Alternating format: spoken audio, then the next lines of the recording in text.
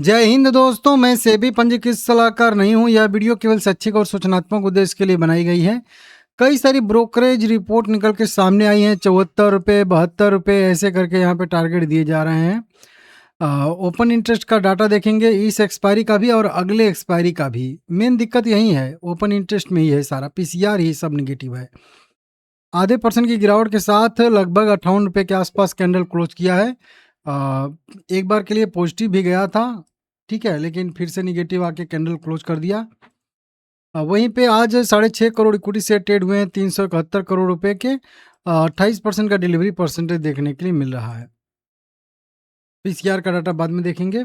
एक यहाँ पे रिपोर्ट आ रही है देवेंद्र चौकसी की तरफ से। सुजलोन एनर्जी के शेयर खरीदें, लक्ष्य 74 रुपया। देवेंद्र चौकसे करके है।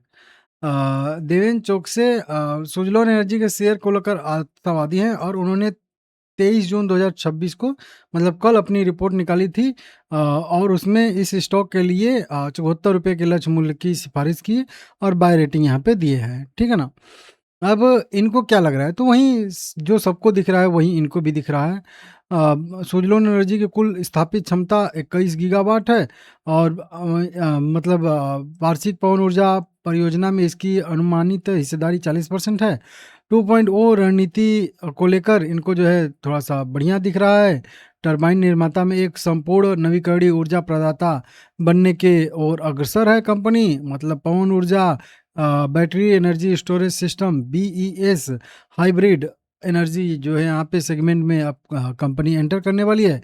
तो इनको जो है वहीं आगे ग्रोथ दिख रही है। 2030 तक 500 गीगावाट का जो रिन्यूएबल एनर्जी का भारत का लक्ष्य है और 100 गीगावाट पवन ऊर्जा का जो लक्ष्य है, उस लक्ष्य से जो है कह लीजिए कि इसको भी सपोर्ट मिलेगा और अच्छा खासा आएगा, ठीक है ना। अगले 5 वर्ष में 50 गीगावाट से अधिक पवन ऊर्जा क्षमता जोड़ेगा भारत।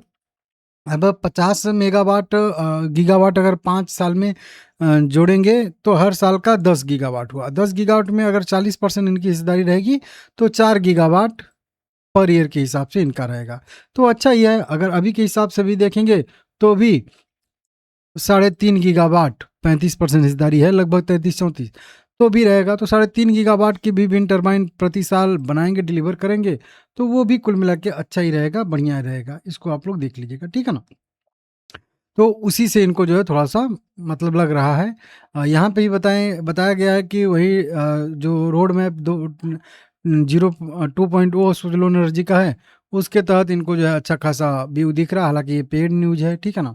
तो इस तरीके से विदेशी निवेशक भी फिदा है और विदेशी इन्वेस्टर भी खरीदारी कर रहे हैं। मतलब एफआईआई की बात हो रही है, उन्होंने भी अपनी हिस्सेदारी बढ़ाई है पिछले क्वार्टर में और हो सकता है इस क्वार्टर में भी हिस्सेदारी बढ़े, तो ऐसी संभावना है।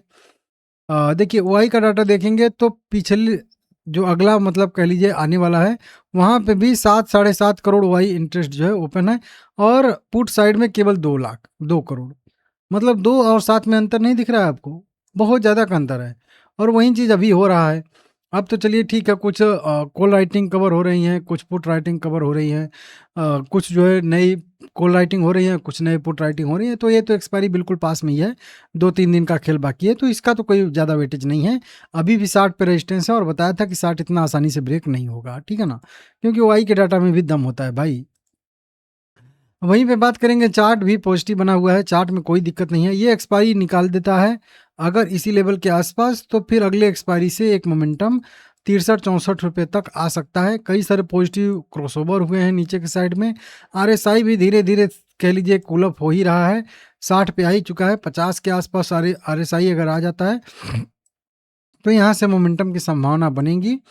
तो कुल मिला के ठीक है, चार्ट तो अभी पॉजिटिव ही है, चार्ट पे कोई दिक्कत कोई परेशानी नहीं है, लेकिन फिर भी देखेंगे, ठीक है ना। लाइक करिएगा, चैनल को सब्सक्राइब करिएगा।